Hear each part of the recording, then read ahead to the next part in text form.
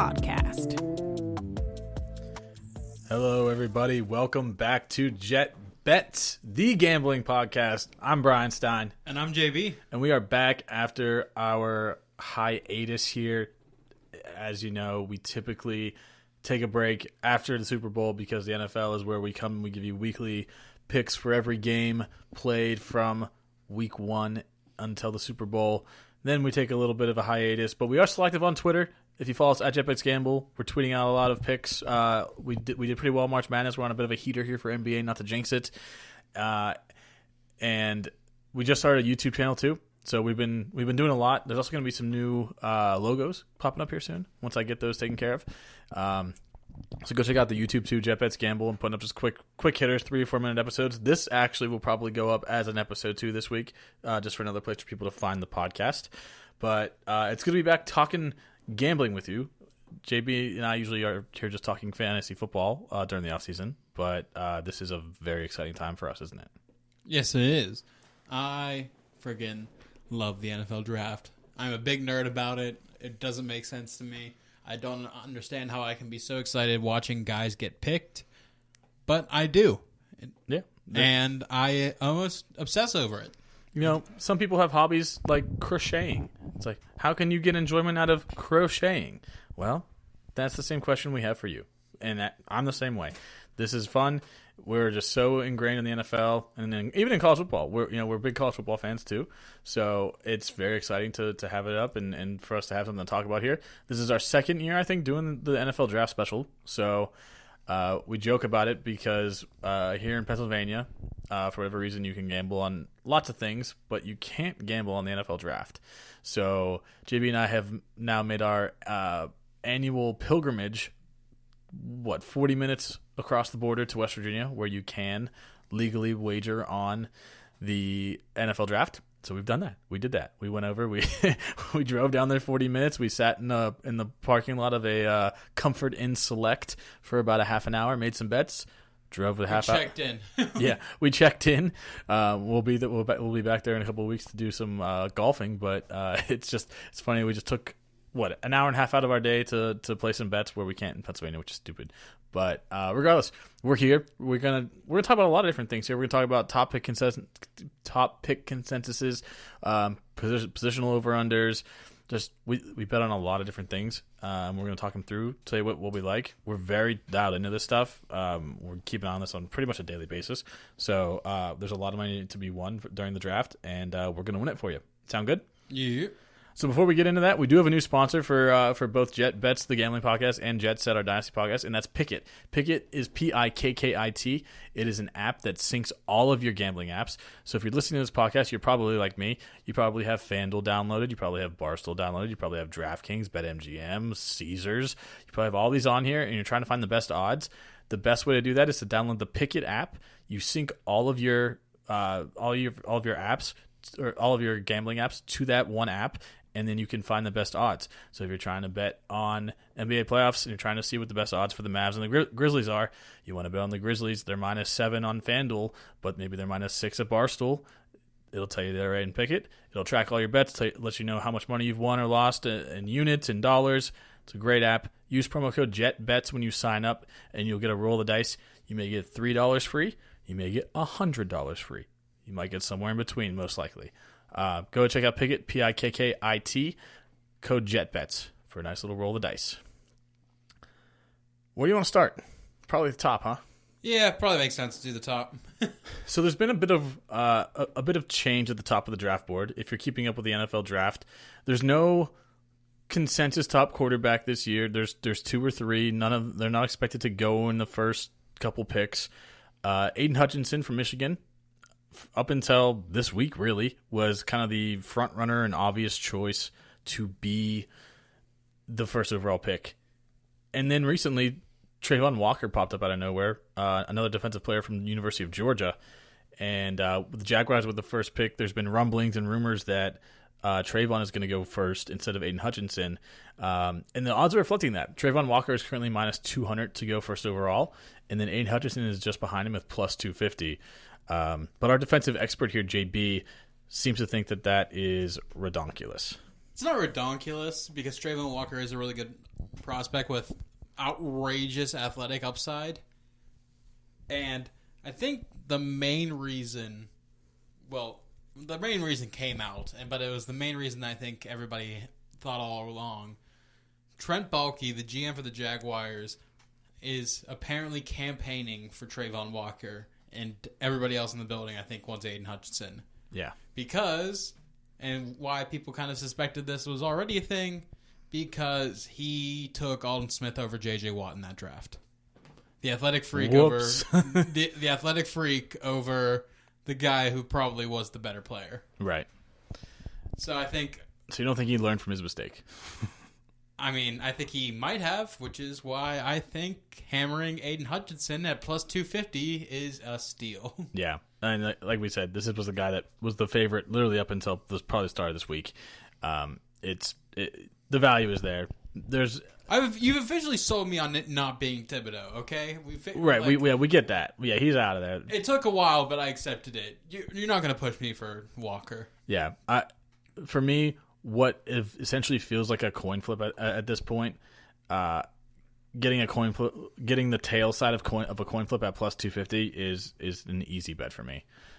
So I went down on that too because I think plus 250 is just is hella odds for a guy that nothing happened. There was no gas mask picture. If you recall the Laramie Tunsil, he didn't tear his ACL getting out of the shower. Like, it's just somebody just trying to be a nerd instead of just following their gut and picking the best player.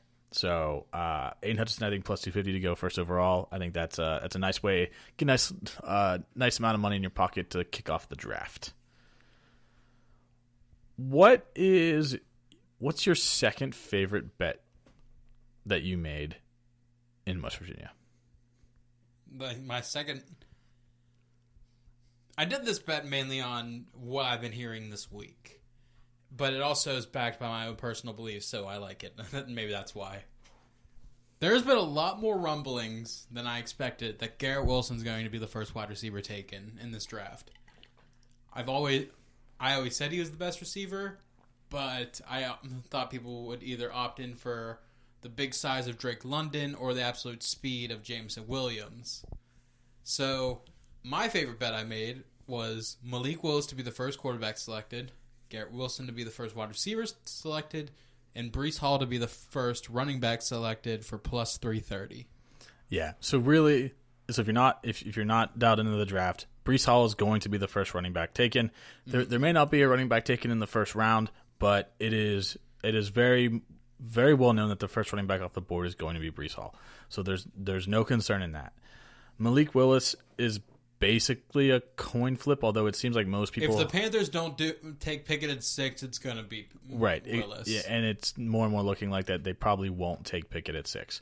So you feel pretty good about Willis being the first quarterback off the board.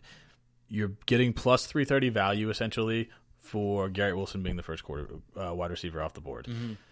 I'm a big Jameson Williams guy. I like him a lot coming out of Bama, but he tore his ACL at the end of the year.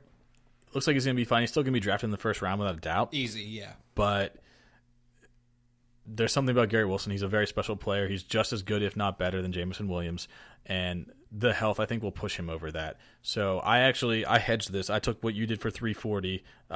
Willis to go first quarterback, Wilson to go first wide receiver, and Breece Hall to go first running back. And then I doubled down and I did Malik to go first quarterback and Jameson Williams to be the first wide receiver, and that was like plus 340. Very similar odds. That didn't have the Breece Hall kicker to it. I would have liked to have that just for the boost, but I hedged that because I could see it going either way, but the value was just too good to pass up there.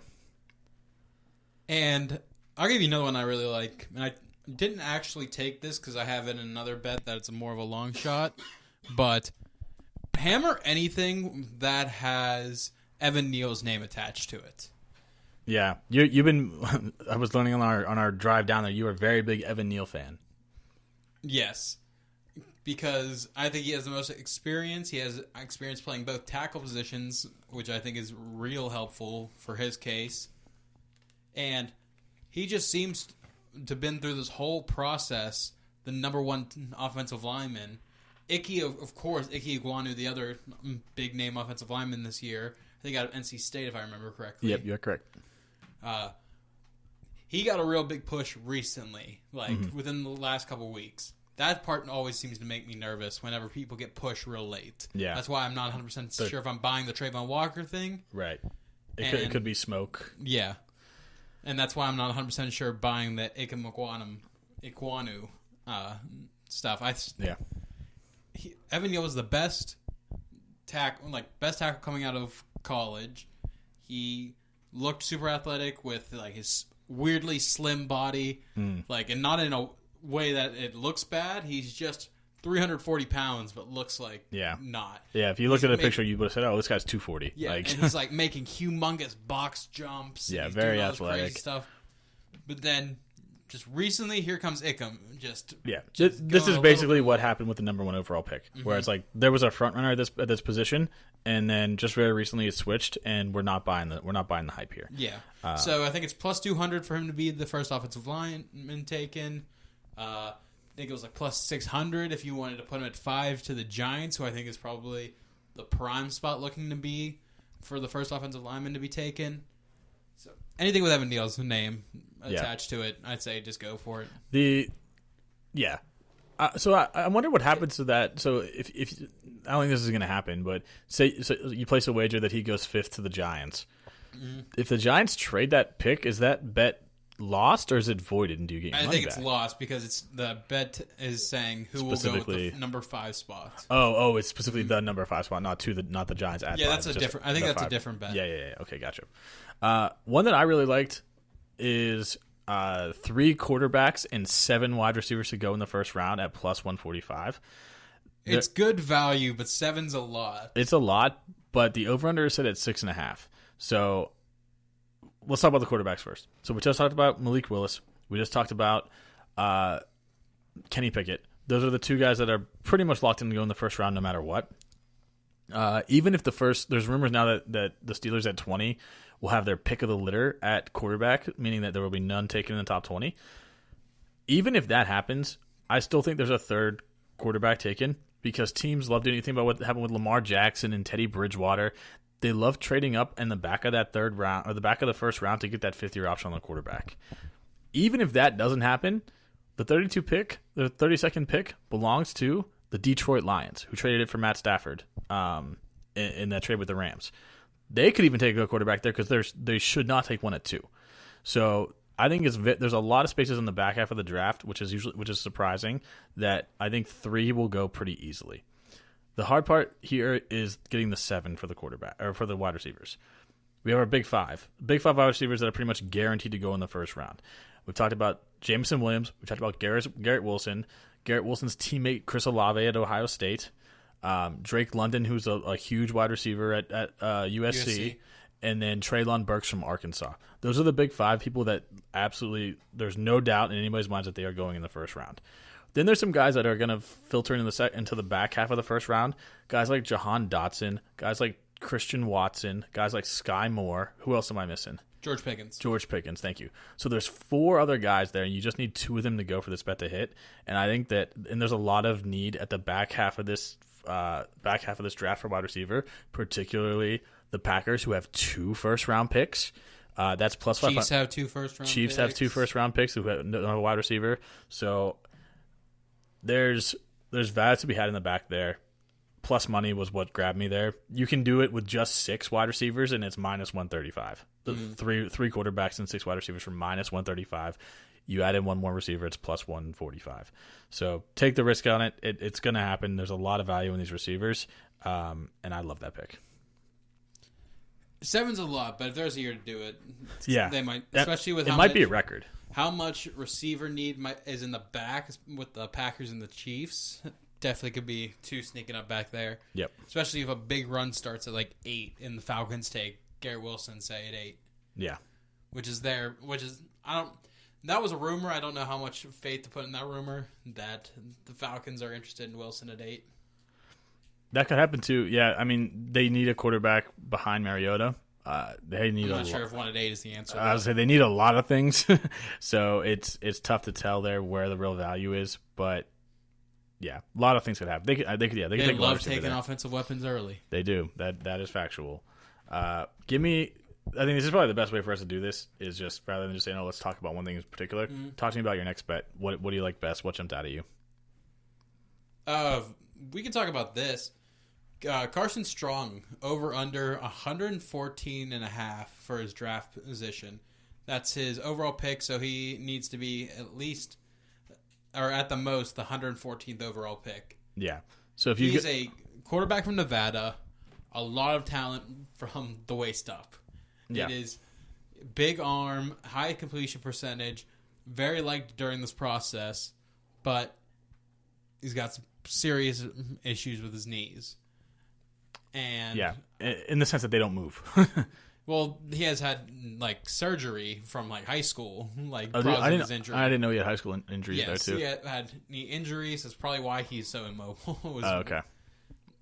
They're probably always bothering him, but I think he's talented enough where it's hard for me seeing him go out of the day 2, this is basically saying he'd be like a priority 4th round quarterback. Yeah.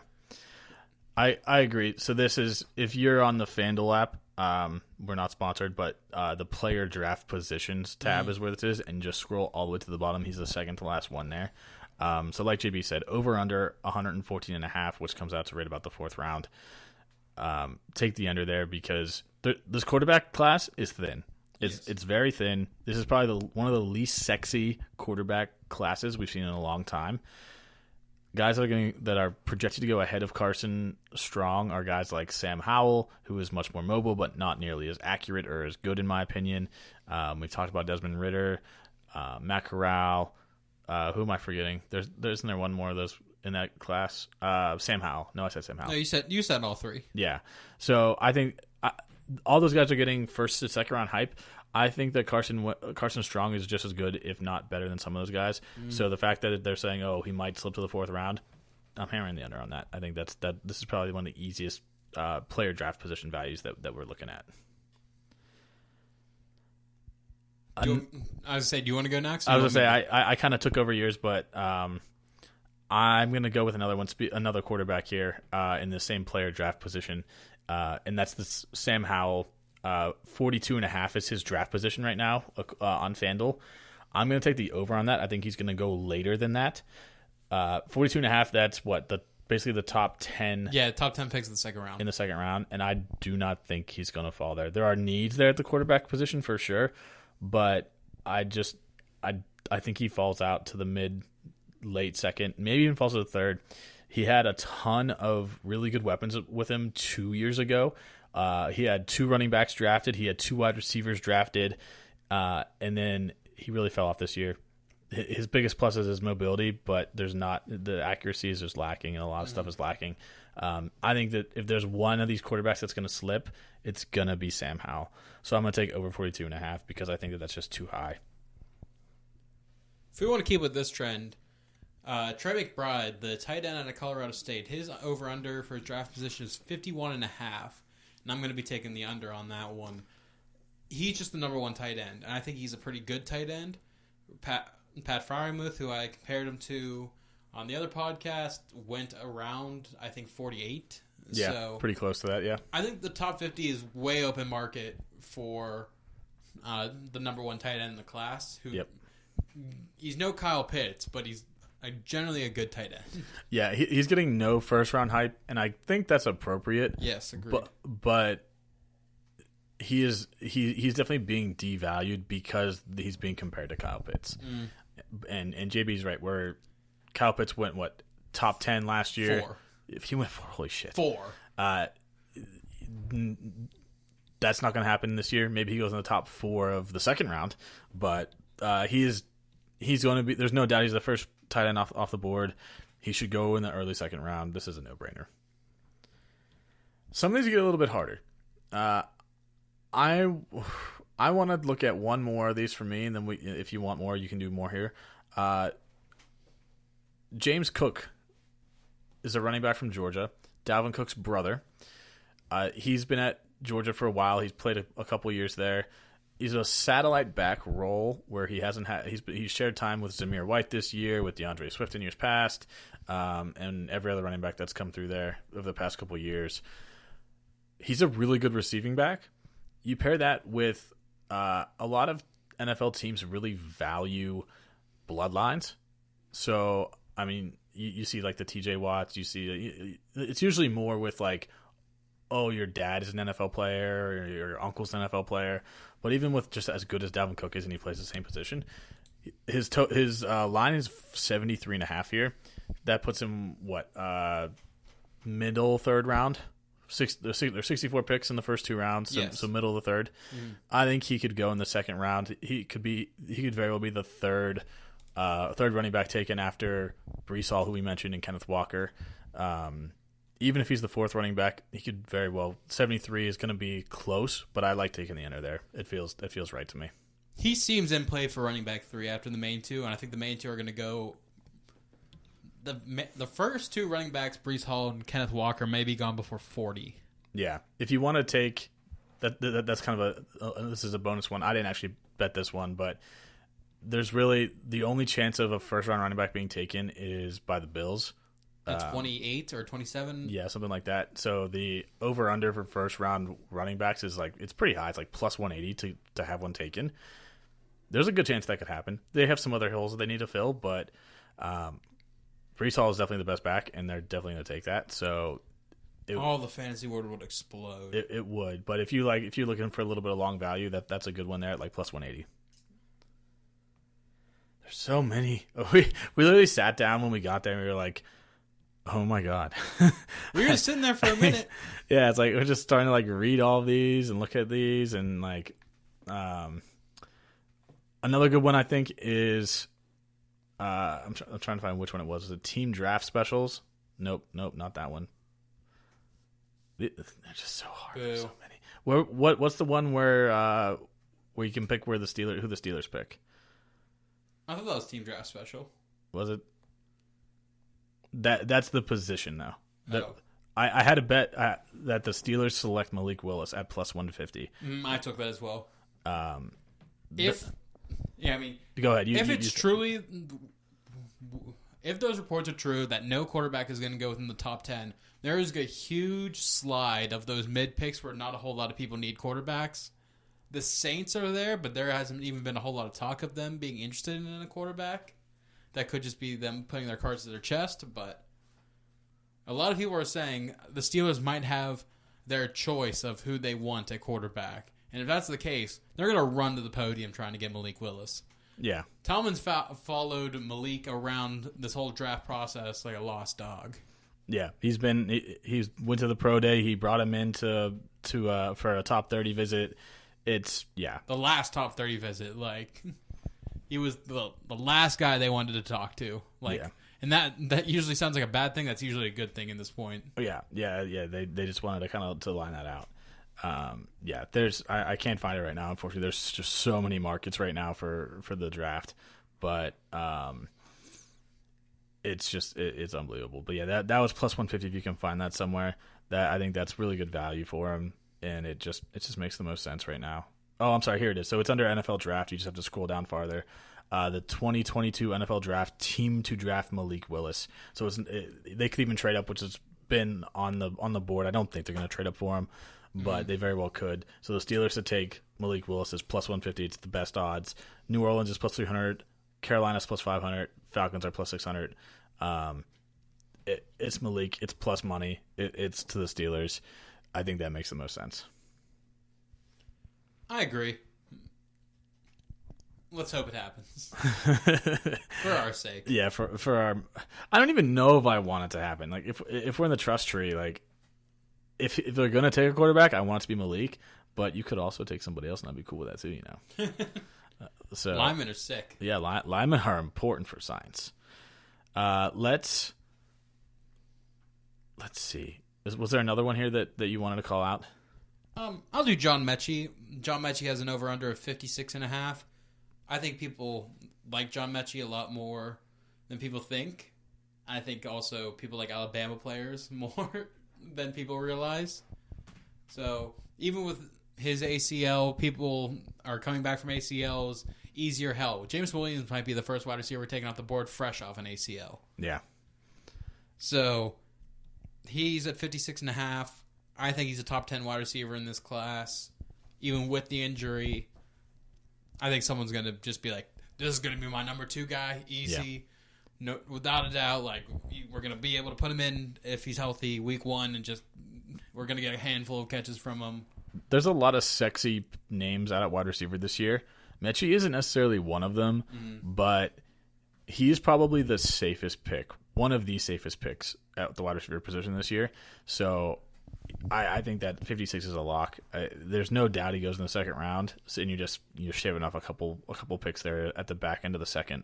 But he is a bona fide ready to walk in and start wide receiver for your team. He's never going to be a Julio Jones or a Cooper Kupp, but he's going to be a solid guy with a good second round, or to be a good complement to an already good receiver. Just a couple of people like within the 50s who might be looking for that second wide receiver. Kansas City is there, Philadelphia is there, New Orleans is there, Chicago's there. Big one at 47, the Washington football team needs somebody next to Terry McLaurin. Yeah, and that would be a great one to have. We went through a lot of ours. This doesn't need to be the longest podcast in the world. Did you do any of those heavy longer odd bets that you were looking at for like the double picks? I did one. Okay, which one did you lean in on? So, if you all remember, we are Steelers fans here, but I also do root for the Giants. That is my second team. So I saw you can make a bet to see who they're going to pick with those two picks, and I don't think they're going to trade out. I don't think there's going to be any trades within the top 10, and without especially without a QB. Yeah, if Kenny Pickett doesn't go, I think everybody who has their 10 pick is going to stay having their 10 picks. So the big thing I'm hearing is that 3 DNs might go 1, 2, and 3. With either Hutchinson, Walker, Thibodeau, or Jermaine Johnson out of Florida State. Mm-hmm. A lot of talk has been happening about Jermaine Johnson, and a lot of talk has been happening about Kayvon Thibodeau falling, even possibly outside the top 10. Yeah. So, we hope nice things happen to our favorite teams. So, for plus 3,000 odds, I have them taking Evan Neal at 5 and getting Kayvon Thibodeau at 7. Literally the best case scenario for the Giants, and I'm betting it to happen. Yeah. It has some logic to it. But Thibodeau falling to 7 is absolutely a long shot. But you're right. I mean, we see players like this fall all the time. There's talks about Thibodeau's work ethic not being up to snuff. He likes crypto. He's not focused on football. Is that what it is? That was a real thing I heard. Oh my god! I mean, how many people do you think like crypto?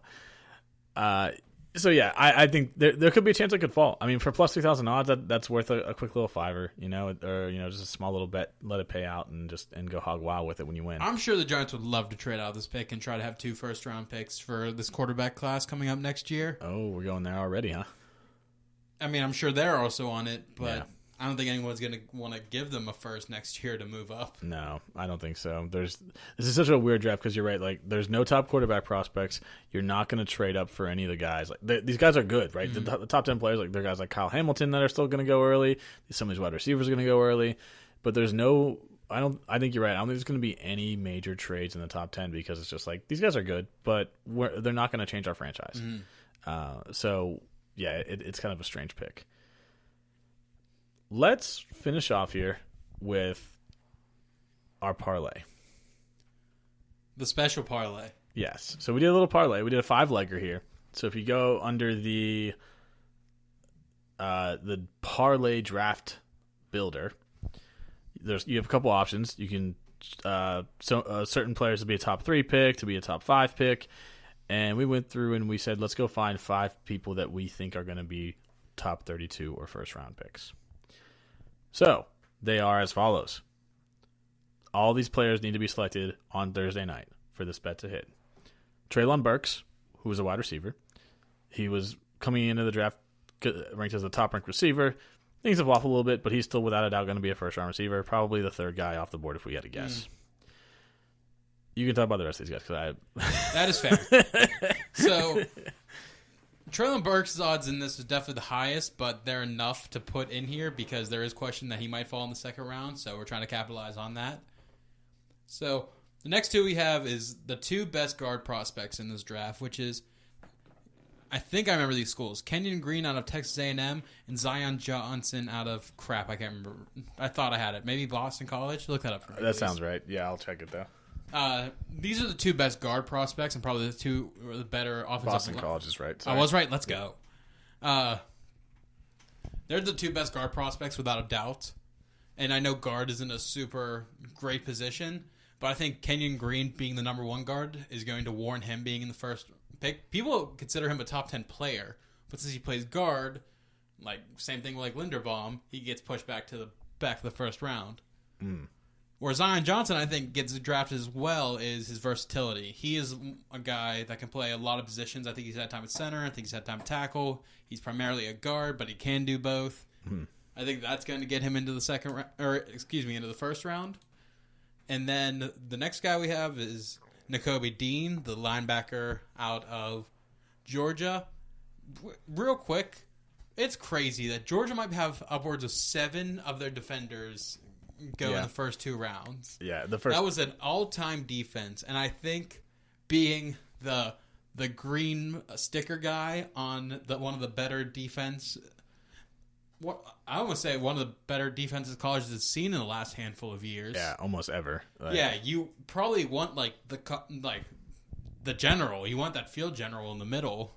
So I think he's going to go in the first. Also, I think if I remember correctly, over the last handful of years, the average of linebackers taken in the draft is 2+, like 2.5, 2.6, whatever it is. The first one is definitely Utah. The Utah guy, Devin Lloyd. Devin Lloyd out of Utah. I really think Jacoby Dean is going to go in the first, especially being tied to that Georgia defense. The last one's Andrew Booth. Andrew Booth was really regarded corner coming in early. Has tapered off a little bit, but the over/under for cornerbacks are still 4.5. The top 3 guys in everybody's mind is Sauce Gardner, Sweet name, out of Cincinnati, Derek Stingley out of LSU, and Trent McDuffie out of Washington. Andrew Booth is still the 4th. Even if you go to number 1 corner to be taken, Andrew Booth is still the 4th odds. Yeah, I think he's going to be the 4th guy. Yeah, we always seem to see corners getting drafted in that 20-some picks. The late 20s there. I like the odds on that too. That's a 5-legger. That's a plus 505 on the odds. $10 will win you 60 on it. So that's Treylon Burks, the wide receiver, Zion Johnson, Kenyon Green, the guards, Andrew Booth, the corner, and Nakobe Dean, the linebacker, all to go in the first round. Plus 505. I think that's a fun little thing to root for. Nice little day one treat for you because towards the back end of the draft, you've been sitting there for 2.5 hours. Yeah. For a long time. You're starting to wonder at this point why you're watching this because it's so long. Yeah, if your team isn't picking, you're just starting to get the 20 picks, off. And as soon as you get, I'm going to guess Treylon's probably the first person that's going to get taken out of all this. Yeah, you get Treylon, it's like, ooh, buddy, it's Waking bedtime, baby. Yep. Yeah, I think it's going to be fun. It'll keep you engaged, especially for those guys because everybody's decided to watch where the fantasy players are going to go, but. This will be fun to watch. It'll be like rooting for guards and rooting for corners to get drafted. It'll be fun. I think that's it. I don't think we don't need to go a full hour here. We just wanted to get back on because we won a lot of money last year on our NFL draft special. So we wanted to run it back, do it again, hop back on the mics here. So this will be, like I said, this will be on all the podcast listening platforms. This will be on our YouTube now. So go rate, review, subscribe, follow all that fun shit that all the cool YouTubers say. Follow us on Twitter. We'll be tweeting like madmen at JetBetsGamble during the draft. Follow us there because that's where I'm normally tweeting picks out to for NBA as we go through. And pick it. Say the word. I will. And check out Pick It too. PIKKIT promo code JetBets. And it's been so long. How do I say it? Look, winning money. Let's go win some fucking money.